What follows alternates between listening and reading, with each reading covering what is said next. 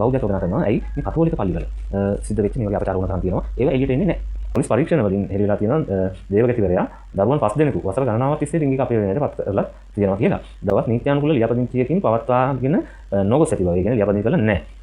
රාවතාවක් තියෙනවා. කුඩා දරුවෝ 70ක් රස්වා ගන්න ලබනවා විකිණීමට සූදානම් කරලා තියෙනකොට එතන ඉඳලා තියෙනවා විදේශ ජාතික කන්‍යා සොහේදී රුපියල් 35000 ලක්ෂ 7ක් අතර මුදල් ගන්න දෙනකොට මේ දරුවන් අලවියට තමයි තියාගෙන ඉඳලා තියෙන්නේ. ඉතින් මෙතන පසුගිය අවුරුදු 10ට ළමයි ලක්ෂ 10ක් අපයෝජනයට පත් වෙලා තියෙනවා කියලා. 10 නම් අවුරුදු 10ට අවුරුදු ලක්ෂයයි. ඒක දවස් 365 බෙදුවම දවසට ළමයි 27. ළමයි 27 දෙනෙක් දවසට අපයෝජනයට පත් වෙන පුණ්‍ය භූමියක තමයි අපි මේ ජීවත් වෙන්නේ. අපි ගරු ජනාධිපතිතුමාගෙන් ඉල්ලන්න කැමති මේ ළමා අපයෝජකයන්ට කුරුරත්වයෙන් උත්තර දිය යුතු පිළිතුරු දිය යුතුයි. අනිවාර්යෙන්ම එල්ලුම් ගහ ගේන්න. එල්ලුම් ගහ ගේන්න ශ්‍රේයා සදිමි ඝාතනය සිද්ධ වුණා. වින්ද්‍යාදරිය ඝාතනය වුණා. මෙතන ජලියන් 5 දෙනෙක් ෆාදර් කෙනෙක් අතින් අපයෝජනයට ලක් වෙලා තියෙනවා. අතන දරුවෝ විකුණන දරුවෝ 70ක් තියාගෙන ඉඳලා තියෙනවා. ඒකකොට ඒ වගේ ලොකු සිද්ධීන් තියෙනවා. මේ කතා කරන්න කිව්වොත් පැය ගණන් කතා කරන්න පුළුවන් තත්ත්වෙ සිදුවීම් තියෙනවා. නියෝජනයටපත් වෙන හාමුදුරු කෙනෙක් අතින් පාස්ටර් කෙනෙක් අතින් පුංසාරි කෙනෙක් අතින් මවුලුවි කෙනෙක් අතින් කියන එක නෙමෙයි වැදගත් වෙන්නේ. අපයෝජනයටපත් වෙන්නේ අපේ අනාගතය. අපේ රටේ අනාගතය, අපේ ලෝකයේ අනාගතය. මේ පෘථිවියේ අනාගතය තමයි මේ අපයෝජනයටපත් වෙන්නේ. ඒ හින්දා මේ පෘථිවියේ අනාගතය බේරගන්න ඔය බලය නිලය තියෙන අයට තියෙන ලොකු වගකීමක් විතරයි. ඉතින් ඒ හින්දා ඒවට නීති සකස් කරන අනිවාර්යයෙන්ම එල්ලලා මරලා දාන්න. එහෙම නැත්නම් යටේක පණ තියෙන ඉන්ජෙක්ෂන් එකක් හරි ගන්න. නැත්නම් මේක නවත්තන්න හම්බෙන්නේ. දරුවෙක් දිහා බලනකොට බය හිතෙන විදිහේ දඬුවම් ගේන්න ඕන. ආයිබෝන් ඔයගොල්ලෝ හැමෝම ආදරෙන් පිළිගන්නවා. මම ජයදීප YouTube නාලිකාව වෙනුවෙන් අනුපම ජයතිලක. ඉතින් මේ දවස්වල අපි පිටුවෙන් පිටුවට පෙරලාගෙන යනකොට එක පිටුවක සමීර අනිත් පිටුවේ පල්ලේගම හාමුදුරුවෝ. ඒ විදිහට දැන් අපිට මේ සිද්ධීන් දෙක දැකලා ඔය පිළිබඳව කතා කරලා දැන් ඇත්තටම ඇති වගේත් හිතෙනවා. නමුත් දැන් මේ වෙනකොට සමාජය තුළ මේ සිද්ධීන් පිළිබඳව කතා බහ ඇති වෙලා යම් ජාතීන් අතර යම් ભેද වචන හෝමාරු ඒ වගේම ආගම් අතර ભેදයක් වචන හෝමාරුවක් මේ අවස්ථාවේදී ඇති වෙන තත්ත්වයක් පෙන්වුම් කරනවා.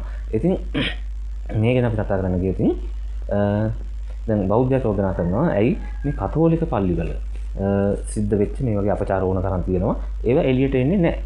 ඔව් ඇත්තටම කතෝලික පල්ලිය විතර නෙවෙයි පන්සල් වලත් සිද්ධ වෙච්ච සමහර අපචාර තියෙනවා ඒවා එළියට එන්නේ නැහැ. ඉතින් ඒ අතරින් මම විශේෂ කාරණා කිහිපයක් අරන් ආවා.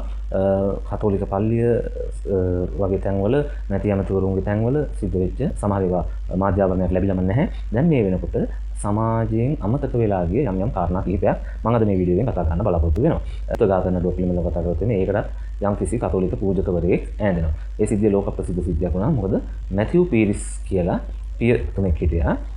එතුමා විසින් තමන්ගේ බිරිඳ සහ තමන්ගේ අනියම් පෙම්වතියගේ ස්වාමි පුරුෂයව ඝාතනය කරනවා ඉතාමත් සූක්ෂම අන්දමින්. ඒක සිද්ධ වෙන්නේ මේ පුද්ගලයා 1944 දී ෆිලිෂා යුනිස් මෙන්ඩිස් කියන කාන්තාව සමග විවාහ වෙලා දරුවන් 4 දෙනෙක් හම්බ වෙනවා. දරුවන් 4 දෙනාගෙන් එක් දරුවෙක් මිය යනවා. දරුවන් 3 දෙනෙක් දියුතුන් අතර හොඳ සෞඛ්‍ය සම්පන්නව වැඩමින් ඉන්නේ. ඔය අතර මේ පුද්ගලයා 1950 දී යම් අංශභාග තත්වයකින් රෝගාබාධයක් ඇති වෙලා මේ පුද්ගලයාව රෝහල්ගත කරනවා. ඉතින් වෛද්‍යවරු ගොඩක් මේ පුද්ගලයාගේ ජීවිතය අනපේක්ෂිත මට්ටමක තියෙනවා කියන එක සඳහන් කරනු ලබනවා.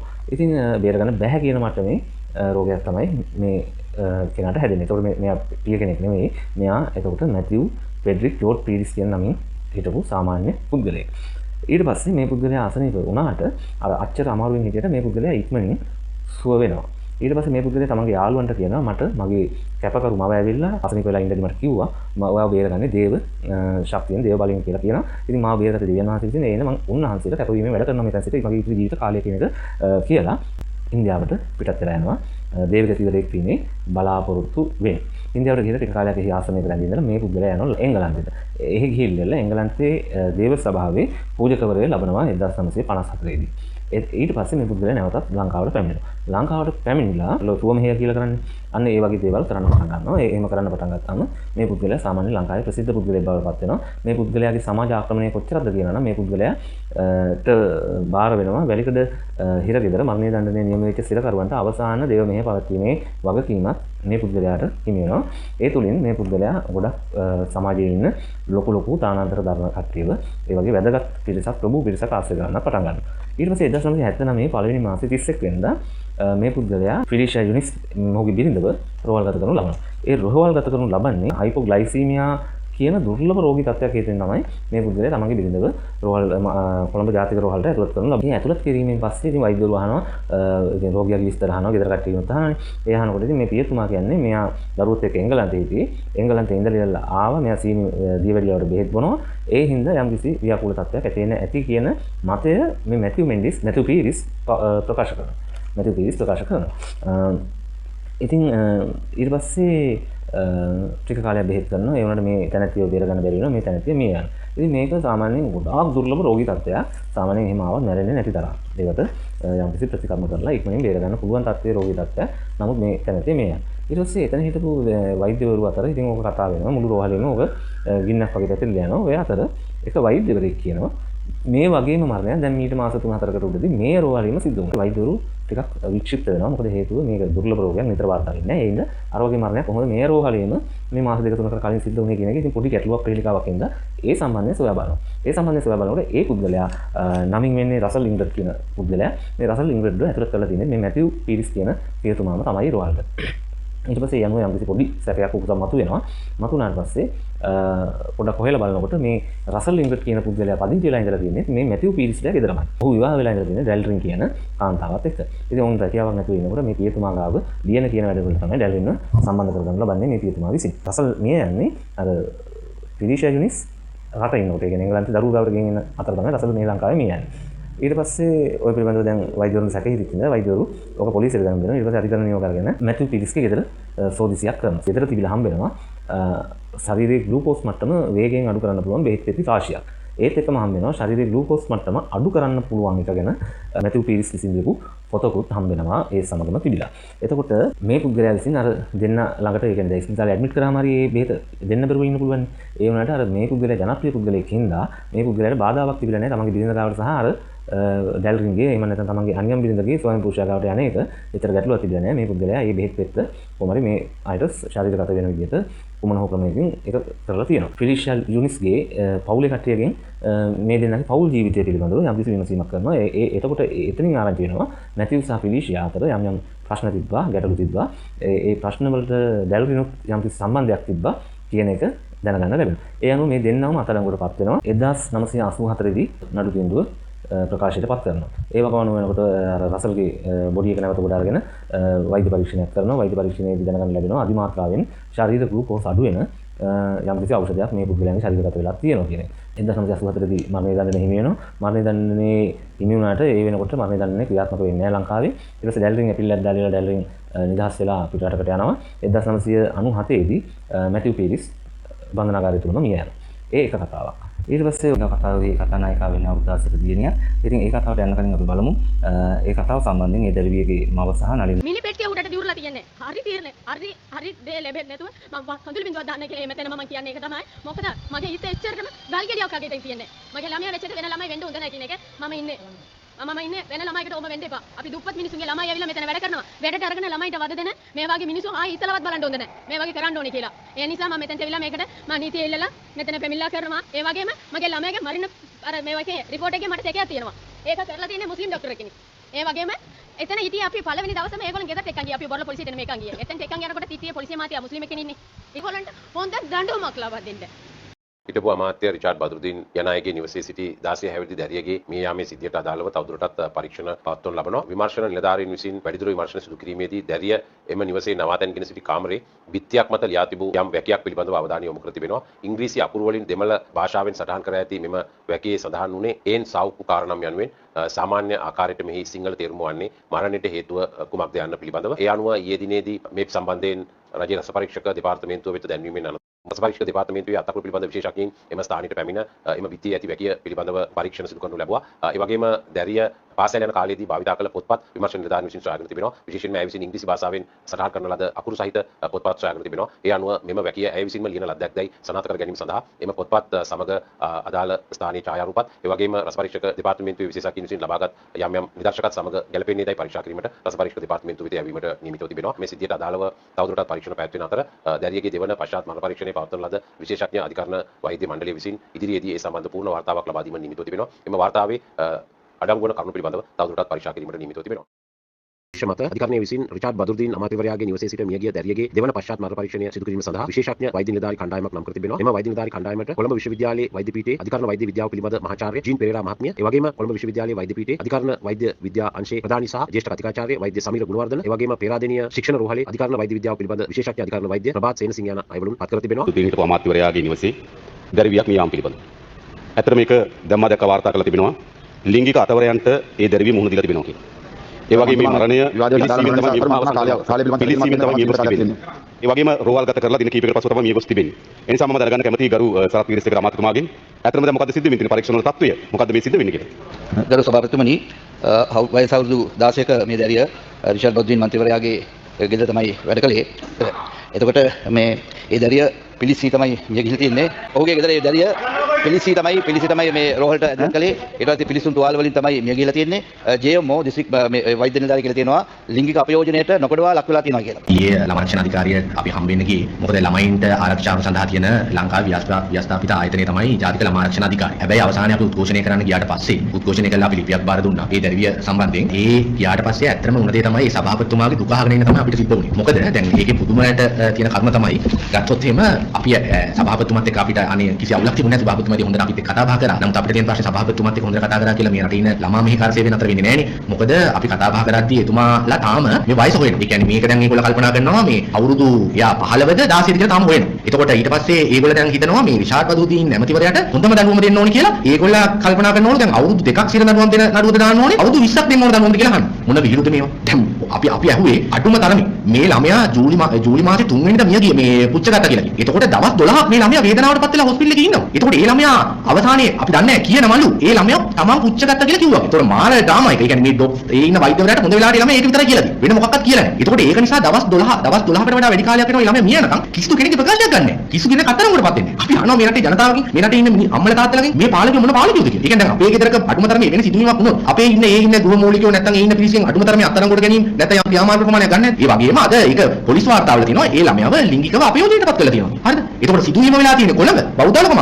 යන්නේ මේ නුවර පරීක්ෂණ යන්නේ දයගම මේ නුවරඑළිය ගමේ. මාර විහිළුනේ මාර ඩ්‍රාමානේ. ඒක තමයි මේ අපි කිව්වේ. ඒ නිසා පව් ඉතින් මේ ජාතික ළමා ආරක්ෂණ අධිකාරියේ සභාපතිතුමාත් එක්ක අපි කියන හොඳට කතා කරලා ආවා. එතුමා කියනවා මේ අතරම හොඳයිලු අපි උද්ඝෝෂණය කරන එක. මොකද ඒ බලපෑමත් එක්ක ඒවට වැඩ කරන්න පුළුවන්. ඉතින් එහෙම තමයි මේ ළමයි ආරක්ෂා කරන්න විවස්ථාපිත ආයතන තියෙද්දි ඒවා තියෙන්නේ.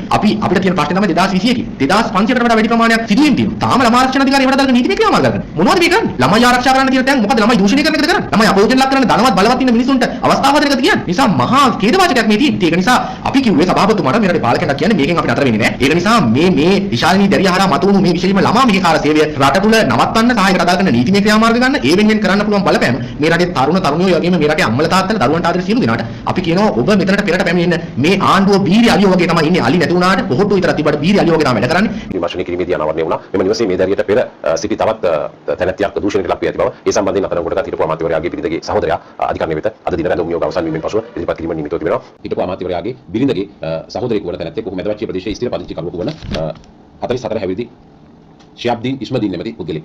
මේ දැරිය මෙහෙකාර සේවයට දීපු අයගෙන් ඇය මීට කලින් සේවය කරපු තැන් පිළිබඳව පරීක්ෂණ පවත්වලා තිබෙනවාද? අපිට පේන්නේ මේ කිසිවක් ඒ වේගෙන් සිද්ධ වෙනවායි කියලා. මේ මියගිය දැරියට සාධාරණයක් සිද්ධ වෙන්න අපිට පේන්නේ නැහැ. ඒකෝර මේ මොකද්ද මේ රටේ සිද්ධ වෙන්නේ? අවුරුදු 13 ඉඳලා 16 දක්වා බාල වයස්කාර දැරියක් මේ රටේ බලවතුන්ගේ ප්‍රභූවරුන්ගේ නිවෙස්වල ළමා මෙහෙකාර සේවය යොදාගෙන තිබෙනවා. ඒ කාලය තුලදී අය විටින් විට දූෂණයට ලක් වෙලා තිබෙනවා. ඒ පිළිබඳව පරීක්ෂණයක් නොකර ඉතාම මන්දගාමීව මේ රටේ අනිත් අපරාධවල සිද්ධ වෙනවා වගේ මේ අපරාධයත් අත්තර දාලා තියෙනවා. ඒතර අපි අහන්න කැමතියි මේ රිෂාඩ් බදුද්දීන් ඇමතිවරයාගේ ගෙදර සිදුවුන නිසාද මේ පරීක්ෂණයට ගිහිලා තියෙන්නේ? මෙවැනි ආකාරයේ සිදුවීමක් වෙන තැනක සිදු වුණා නම් පොලිසිය දක්වන වේගවත්භාවය ඇයි මේ සිදුවීම නොදක්වන්නේ? ඒතර මෙතන රටේ නීති හදන තැන නියෝජිතයෙක් හැටියට, ව්‍යවස්ථාදායකයේ සභිකයෙක් හැටියට, ඒ වගේම ආණ්ඩු ගණනාවක ඇමතිවරයෙක් හැටියට කටයුතු කරපු රිෂාඩ් බදුද්දීන් ඇමතිවරයා වර්තමාන පාර්ලිමේන්තු මන්ත්‍රීවරයා බරපතල වැරදි ගණනාවක් සිදු කරලා තිබෙනවා. එකක් දැනම බාල වයස්කාර දැරිවියක් මේ කාල සේවයේ යෙදවීම. ඊළඟට ඇයට මෙතරම් මානසික ප්‍රශ්නයක් වෙනකම් ඕන් කිසිවෙක් මේ පිළිබඳව සොයා බලලා නැහැ. මේ වගේ දැරිවියකට සිරුරට තමන් විසින්ම ගිනි තබාගෙන සියදිවි නසා ගන්න තරම් බරපතල ප්‍රශ්නයක් දක්වා මේ ගිහිල්ලා තිබෙනවා. ඒකට ඇයි අද පොලිස් පරීක්ෂණ යටයමින් තිබෙන්නේ? මේකට කාගේ බලපෑමද තිබෙන්නේ? පිරිසිදු පරීක්ෂණයක් පවත්වලා ඒ වගකීම් යුතු පුද්ගලයාට හෝ පුද්ගලින්ට රටේ නීතිය තුළ ලබා දිය හැකි උපරිම දඬුවම ලබා දීමට අපි අපගේ සහයෝගය ලබා දෙනවා. විශාලනීගේ කතාව. විශාලනී කියන්නේ රිෂාඩ් බදුද්දීන්ගේ ගෙදරදී ගිනි අරගෙන ගිනි තියාගෙන මරණයි කියලා කතන්දරයක් හැදිච්ච. අපි දන්නේ ඒ කතන්දරය ඇත්ත නැත්ත. දියණියක්. කුඩා දියණියක් අවුරුදු 16ක දියණියක්. ඉතින් ඒ දියණියගේ ගෙදර තව කුඩා දියණියන් දෙන්නෙක් ඉන්නේ ඉඳන් අම්මට හම්බෙච්ච රස්සාව තමයි මේ දුව වේවන්නේ තමන්ගේ තියෙන දරිද්‍රතාවයේ හේතුවෙන්. ඒ වලියල්ලා ඊට පස්සේ මේ දියණියට කතා කරන්න දෙන්නේ දවස් විනාඩි 5ක් විතර ඒකටත් දීලා තිබ්බේ ගෙදර වැඩ කරන තවත් පිරිමි ළමයෙක්ගේ ෆෝන් නම්බර් එකක්. ඒක විනාඩි 5ක් විතර තමයි ඒක දවසට නෙමෙයි දවස් දෙක තුනකට පාරක් එහෙම කතා ගන්නේ. බදුරුදීන් අමාත්‍යතුමාගේ බිරිඳගේ නම්බර් එකවත් අඩුම ගානේ මේ අම්මට ලබා දීලා නෑ. ඊට පස්සේ ඒ අම්මාට කෝල් එකක් අරගන්නවා ඒ රිෂාඩ් පවුල අර තරවකාර පුද්ගලයා හරහා මේ අම්මට කෝල් එකක් කරගන්නවා. ඊට පස්සේ ඒ වෙලාවේ දියණියක් කතා කරනවා. ඒ දියණිය කතා කරලා කියනවා අම්මේ මට මෙහෙ ඉන්න බෑ මාව එක්කන් යන්න. මේ වැඩ කරන එක්කෙනා මට පොස්සෙන් පවා ගහනවා කියලා. ඊට පස්සේ අම්මා කියනවා ළමයාට ගහන්න එපා මැඩම් මම එන්නම් මම වැඩට එන්නම් ළමයාව ගෙදර ගන්න සූදානම් කරන්නේ කිව්වට අර ලොක්ඩවුන් එකේ හින්දා යන්න බැරි වෙනවා. ඒ කතා කරපු දවසට ආසන්න දිනයක මේ අම්මා අර තරවකාරයවත් එක්ක කරගෙන යනවා කොළඹ මහරුවලට. මහරුවලට යනකොට මේ ඉශාලිනී ඉන්නේ මැෂින් එකක ආධාරයෙන් තමයි ඉන්නේ. කතාවක් බහ මුකුත් නෑ. නමුත් මරණ පරීක්ෂණයේදී වාර්තා වෙනවා මේ ඉශාලිනී වෛද්‍යවරයාත් එක්ක ප්‍රකාශයක් කළා කියලා. තමන් විසින් තමන්ගේ සිරුරට ගිනි තියාගෙන තමයි මේ තමන් මරණයට පත් වෙන්නේ කියලා. ඊට පස්සේ දැන් ඔය සිද්ධිය සම්බන්ධයෙන් දැන් අම්මා ප්‍රශ්න කරනවා මේ දරුවා දැන් මම 3 වෙනිදා ආවේ 15 වෙනිදා මිය යන්නේ. ඇයි මේ දවස් 12ටම දරුවා වචනයක් කතා කරපු නැති දරුවා ඕක විතරක් කියන කටහැරි කොහොමද? ඒත් එක මේ අම්මා විසින් චෝදනාවක් කරනවා බොරැල්ල පොලිසියේ ඒ විමර්ශන සඳහා ඉවර තියෙන නිලධාරියාත් මුස්ලිම් ජාතිකයේ මරණ පරීක්ෂණය සිදු කරපු පුද්ගලයාත් මුස්ලිම් ජාතිකයේ කේන්ද මේ පිළිබඳව සැකයක් තියෙනවා කියන එකත් අම්මා ප්‍රකාශ කරනවා. ඊට පස්සේ ඉශාලිනී රැඳිලා හිටපු නිවසේ ඉඳලා තියෙන කාමරයේ ලියලා තියෙනවා මරණයට හේතුව කියන එක දෙමළ තේරුම ඇතුව ඉංග්‍රීසි අකුරෙන් ලියලා තියෙනවා. ඉශාලිනීගේ අයියා කියනවා ඉශාලිනී 7 වසරට වෙනකන් විතරයි ඉස්කෝලේ ගියේ ඉශාලිනීට ඉංග්‍රීසි බෑ කියලා. මේ නිවසේ සේවය කරපු තවත් කාන්තාවන්ගෙන් පොලිසිය ප්‍රකාශ සටහන් කරගන්නවා. එතකොට අවුරුදු 22ක තරුණියක් ප්‍රකාශ කරනවා රිෂාඩ් බදුරුදීන්ගේ නෝනාගේ මල්ලි විසින් තමන්ව දූෂණය කරා කියලා. ඒ පිළිබඳව ඔහුටත් නඩු කරනවා. රිෂාඩ් බදුරුදීන්ගේ බිරිඳ ඇතුළු තවත් 4 දෙනෙක් ඒ පිළිබඳව දඬුවම් ලබනවා. මම හිතන්නේ ඊට පස්සේ අප ලබාගෙන ගියා. දැන් ඉතින් නඩුව යනවා ඇති. ඒක තව කාරණා. ඊට පස්සේ මේ සමාජයේ තව මේ දවස්වල වෛරල්ම යන පෝස්ට් එකක් තමයි කතෝලික පියතුමෙක් විසින් දැරියන් 6 දිනක් එහෙම නැත්නම් 5 දිනක් එක එක පෝස්ට් වල එක එක ගණන් දාලා තියෙනවා. අපේ යෝජනෙට පත් කරපු කතාවක්.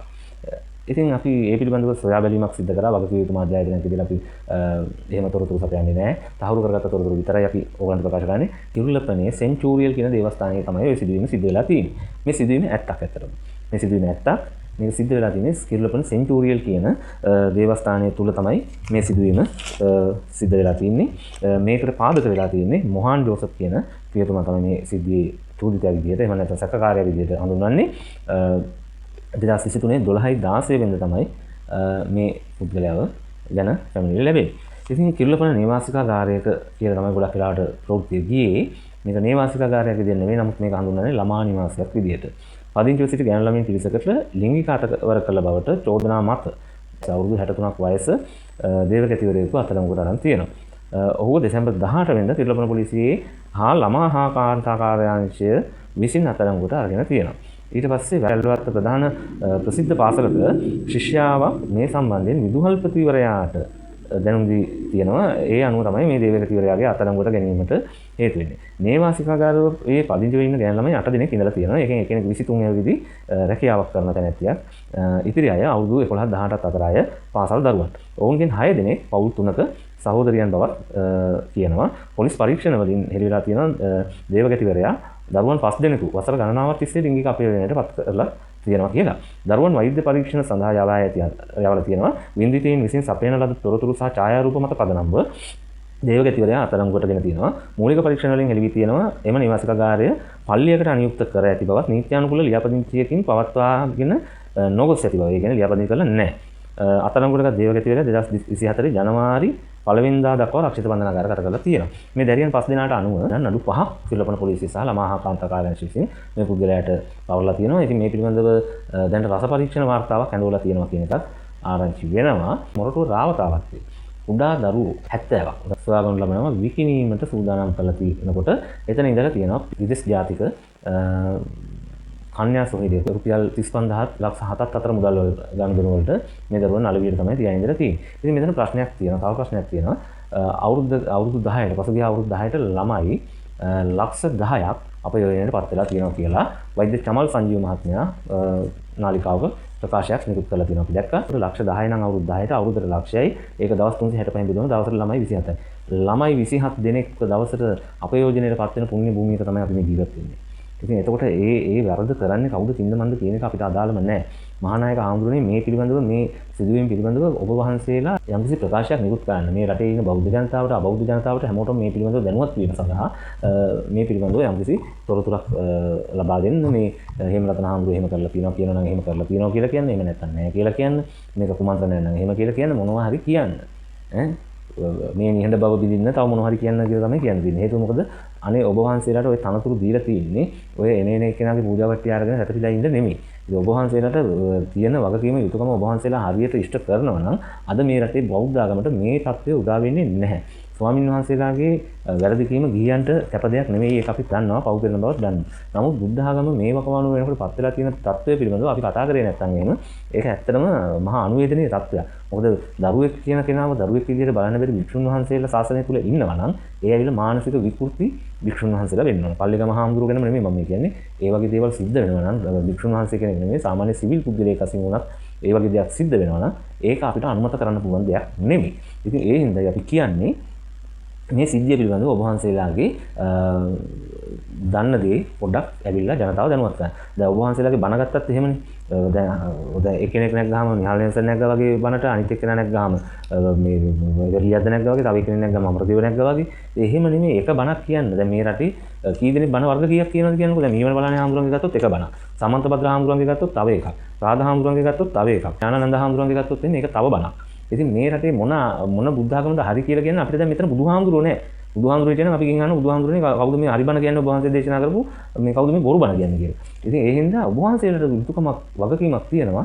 මෙන්න මේක තමයි හරි ධර්මය. මෙන්න මේ පුද්ගලයෝ ඇවිල්ලා ව්‍යාජ ධර්මයක් දේශනා කරන පුද්ගලයෝ කියන එක ඔබ වහන්සේලා කියනවා. දැන් කතෝලික පියතුමල්ලා නිහඬව හිටපු එකෙන් අද කතෝලික ආගමට කොච්චර හානියක් වෙලා තියෙනවද කියලා නම් මේ ගොඩක් තැන්වල මේ චෝදනා ලැබුවන් ඉන්නේ රෝමානු කතෝලික ආගමට වඩා වෙන යටවගත්ත නිකායන් වල.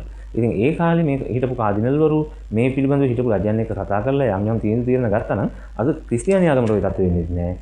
ඔබ වහන්සේලා මහානායක හාමුදුරුවෝ විදිහට নমස්කාර පූර්වකව අපි ඉල්ලනවා. ඔබ වහන්සේලාට අපි ගරු කරනවා. ඔබ වහන්සේලා මේ පිළිබඳව මෙන්න මේ දේවල් පිළිබඳව පොඩ්ඩක් අවදියෙන් ඉන්න. දැන් අර තිස්ස විහාරේ ප්‍රශ්නයක් යනවා. ඒ පිළිබඳව ඔබ වහන්සේලා යම් කිසි අවධානයක් යොමු කරන්න. ඔබ වහන්සේලා ඒ පිළිබඳව අවධානයක් යොමු කළා ඒ පිළිබඳව යම් තීන්දුව අරගෙන ඕක මහා ගැටුමක් කරා යන්නේක නවත්තන්න. මේ ලේ වැගිරීම් ඇති මේ රට අවුරුදු 30ක් යුද්ධ කරානේ. තව ආයි බලන්න ආසද මේකේ වැක්කිරනවා. ඒක එක්කෙනා මරාගෙන දැන් Facebook එකේ ගත්තාම ජාතීන් අතර ආගම් අතර මහා වෛරයක් ඇති වෙන විදිහේ ප්‍රකාශ තියෙනවා. ඒක සමහර තැන්වල අපිත් ඒ වගේ ප්‍රකාශ කරලා තියෙන හේතුව අපිට බලාගෙන ඉන්න බැරි තැන් තියෙනවා. ඉතින් ඒ කියන්නේ ඒ හින්දා අර ඔබ වහන්සේලාට ওই තනතුර ওই දුරේ දුරන්දර ඉන්න ඔබ වහන්සේලා අවංක ප්‍රකාශයක් සිද්ධ කරන්න. මේ හරි ධර්මය මොකද්ද කියන එක මේ බෞද්ධයට කියලා දෙන්න. කවුද මේ හරි කියන්නේ? දැන් එක්කෙනෙක් කියන බුදුහාමුදුරුවෝ ලංකාවේ. තව එක්කෙනෙක් කියන බුදුහාමුදුරුවෝ ඉන්දියාවේ. දැන් බුදුහාමුදුරුවෝ ඉන්දියාවේ දුපන්නේ, ලංකාවේ දුපන්නේ, ජපානයේ දුපන්නේ කියන එක නෙමෙයි බුද්ධෝත්පත්තිය ලැබුයි කොයිද කියන එක නෙමෙයි වැදගත් වෙන්නේ. උන්වහන්සේ දේශනා කරපු ධර්මයයි වැදගත් වෙන්නේ. ඒ ධර්මයේ හැසිරීමයි වැදගත් වෙන්නේ. එතකොට දැන් සමහර අය සෝවාන් සර්ටිෆිකට් දෙනවා, සමහර අය රහත් සර්ටිෆිකට් දෙනවා. ඉතින් අපිට ඇත්තටම බෞද්ධයෙක් විදිහට මට නම් වැඩන්නේ කවුරු රහත් වෙලා හිටියත් කවුරු බුදු වෙලා හිටියත් මේ රටේ ලෝකේ මේ මම බලන්න ඕන මම බෞද්ධයෙක් විදිහට මම නිවන් දකින්න කොහොමද කියන එක. ඒකයි හැමෝම බලන්න ඕන තමන් කොහොමද නිවන් දකින්නේ, තමන්ගේ දෙමව්පියන්ව අම්මා තාත්තව මල්ලි වණංගිව කොහොමද නිවන් දක්කන්නේ කියලා තමයි බලන්න ඕනේ. ඉතින් මේ ආත්මෙන් නිවන් දකින්න හම්බෙන්නේ නැහැ මේ කියන ප්‍රශ්නත් එක්ක. මේ මම කියන්නේ කොහොම හරි මේ බෞද්ධ ආගමට වෙන විනාශයෙන් වළක්වා ගන්න ඔබ වහන්සේලාට තියෙන ලොකු භූමිකාවක්. ඒක ඔබ වහන්සේලා ඒ භූමිකාව රඟපාන්න. ඒ භූමිකාව රඟපෑවේ නැත්නම් මේ ආගමට ලොකු විනාශයක් සිද්ධ වෙනවා. ඒ වගේම මම කතෝලික පියවරුන්ගේ පිළිලා කැමති මේ දැන් මේ බලන්න මේ දැන් පල්ලිය තමයි මූලික වෙලා තියෙන්නේ. එතකොට ළමා නිවාසය තමයි එතන තිබිලා තියෙන්නේ. එතකොට මේ දරුවෙක්ගේ භාරකාරත්වය ගන්නකොට ඒ කියන්නේ දැන් දරුවෙක්ව අරන් හදා ගන්න ගියත් කොච්චර නීතිමය පසුබිමක් තියෙනවද අපිට කරන්න. ඉතින් එහෙම දේවල් තියෙද්දි මේ කොහොමද මේ කට්ටිය මේ දරුවෝ අරන් ගිහලා විකුණන්න මේ අමාර සෙල්ලමනේ. දැන් දරුවෙක්ට උපැන්න තාත්තිකයක් එනවා. බාරකාර අම්මා තාත්තෙක් එනවා. මේ දරුවා හැදුනද වැඩුනද දරුවට මොකද උනේ හම්බෙච්ච දරුවට කියන එක හොයන්නේ නැද්ද? මේ ආණ්ඩුවේ එහෙම යාන්ත්‍රණයක් සකස් විය යුතු නැද්ද? මම අපිකරු ජනාධිපතිතුමාගෙන් ඉල්ලන්න කැමතියි මේ ළමා අපයෝජකයන්ට ක්‍රූරත්වයෙන් උත්තර දිය යුතු පිළිතුරු දිය යුතුයි. අනිවාර්යෙන්ම එල්ලුම් ගහ ගේන්න සේයා සදිවුනි ඝාතනය සිද්ධ වුණා. වින්ද්‍යාදරිය ඝාතනය වුණා. මෙතන දැරියන් 5 දෙනෙක් ෆාදර් කෙනෙක් අතින් අපයෝජනයට ලක් වෙලා තියෙනවා. අතන දරුවෝ විකුණන දරුවෝ 70ක් තියාගෙන ඉඳලා තියෙනවා. ඒකට ඒ වගේ ලොකු සිද්ධීන් තියෙනවා. මේ කතා කරන්න ගියොත් පැය ගණනක් කතා කරන්න පුළුවන් තත්ත්වෙ සිදුවීම් තියෙනවා. නියෝජනයටපත් වෙන්නේ හාමුදුරු කෙනෙක් අතින්ද, පාස්ටර් කෙනෙක් අතින්ද, පූසාරි කෙනෙක් අතින්ද, මවුලවි කෙනෙක් අතින්ද කියන එක නෙමෙයි වැදගත් වෙන්නේ. මේ අපයෝජනයට ලක් වෙන්නේ දරුවෝ. ඒක සිවිල් කෙනෙක් කරත්, ඒක සාමාන්‍ය පුද්ගලෙක් කරත්, හාමුදුරු කෙනෙක් ඇතින් වුණත් අපයෝජනයටපත් වෙන්නේ අපේ අනාගතය. අපේ රටේ අනාගතය, අපේ ලෝකයේ අනාගතය, මේ පෘථිවියේ අනාගතය තමයි මේ අපයෝජනයටපත් වෙන්නේ. ඒ හින්දා මේ පෘථිවියේ අනාගතය බේරගන්න ඔබ ඔය බලය නිලය තියෙන අයට තියෙන ලොකු වගකීමක් යුතුකම. ඉතින් ඒ හින්දා ඒවට නීති සකස් කරන අනිවාර්යයෙන්ම එල්ලලා මරලා දාන්න. එහෙම නැත්නම් යටේක පණ නැති වෙන්නේ ඉන්ජෙක්ෂන් එකක් හරි ගන්න. දරුවෙක් දිහා බලනකොට බය හිතෙන විදිහේ දඬුවම් ගේන්න ඕන. එහෙම නැතුව මේ දේවල් නවත්තන්න බැහැ. ජනාධිපතිතුමාට කියන්නේ ඔය කඩුව අතේ තියාගෙන ඉන්න නැතුව දැන් වනන්න. තේරෙනවද? ගෝඨාභයත් කඩුව අතේ තියාගෙන හිටිය වැනුවේ නැහැ. අන්තිමට එයාට වැනුවා කට්ටිය. ඉතින් ඔයාටත් කට්ටිය වනන්න කලින් ඔයා වනන්න. මේ පන්සල් භූමි පිළිබඳව ඇති වෙලා තියෙන ප්‍රශ්නේ ඒවා निराකරණය කරන්න. මේ මිනිස්සු අතර ඇති වෙන ජාතිවාදී හැඟීම් තව වැවිස්සෙන විදිහට කටයුතු කරන්න ඉඩ දීලා නිසල්මන්ව බලාගෙන ඉන්න එපා. ඒවට ඒ වගේම පොලිසිය ධම්මල පුලිම උස්සන් ගිහිල්ලා ජාතීන් ආගම් අතර වචන උහුමාරු යන ભેද බින්න වෙන විදිහේ ක්‍රියාමාර්ග ගන්න එපා. ඒවට ඔය නිලධාරීන්ට උපදෙස් දීලා කියන්නේ ඔය වගේ මොංගල් ආතල් ගන්න එපා කියලා.